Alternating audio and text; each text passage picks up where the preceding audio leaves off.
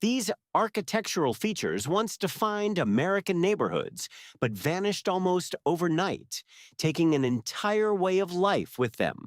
This is how America's front porches disappeared, and what we lost when they did. Picture any Victorian Hogsmeade from the late 1800s and you'll see it. The wraparound porch, ornate wooden railings, carved posts supporting a generous overhang from 1880 to 1910. During what historians call the golden age of porches, these weren't just building features. They were the beating heart of American social life. The American porch was never truly American to begin with.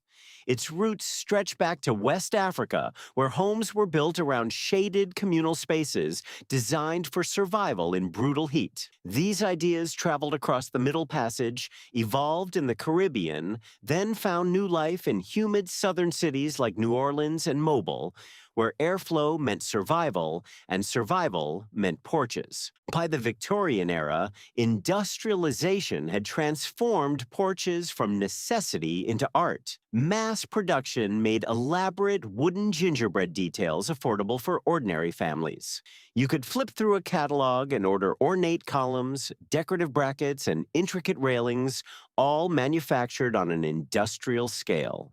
Every new home seemed to sprout a porch, and every porch became a stage for daily life. But porches served a deeper purpose than decoration. Before air conditioning, they were outdoor bedrooms, sleeping porches where families escaped indoors to catch cool nighttime breezes.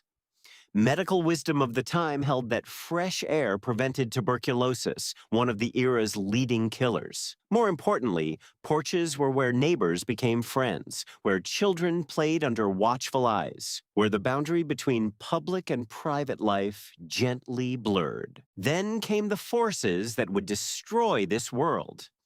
The automobile arrived first, transforming quiet residential streets into noisy thoroughfares. As traffic increased through the 1920s and 1930s, families began retreating toward the backs of their houses, away from the dust and noise. Television delivered the knockout punch.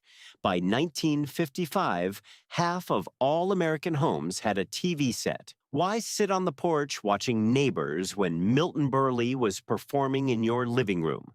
The percentage of Americans owning televisions exploded from just 12% in 1950 to 87% by 1960. Air conditioning sealed the deal. As historian Raymond Arsenault noted, General Electric proved a more devastating invader than General Sherman. Why endure heat and humidity on the porch when cool, controlled comfort waited inside? More than 90% of American households now have artificial cooling, and with it, the practical need for porches evaporated. The Federal Housing Administration accelerated the trend. Founded in 1934, the FHA issued streamlined building guidelines that favored efficiency over ornamentation.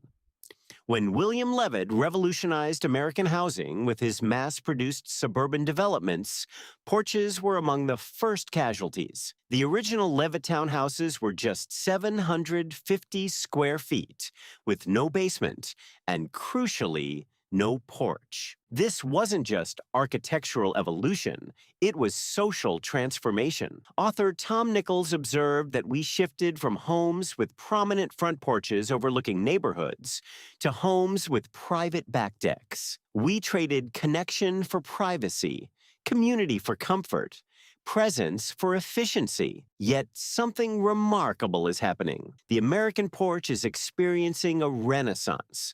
According to the National Association of Home Builders, new homes with porches climbed from 42% in 1994 to 66.4% in 2022.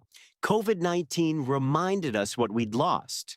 During lockdowns, porches became safe spaces for socializing, outdoor living rooms for an isolated world. The 2025 Venice Architecture Biennale features an entire exhibition called Porch, an architecture of generosity, celebrating the porch's role in American character. New urbanist communities are requiring porches, understanding what planners forgot, that architecture shapes behavior and porches shape community.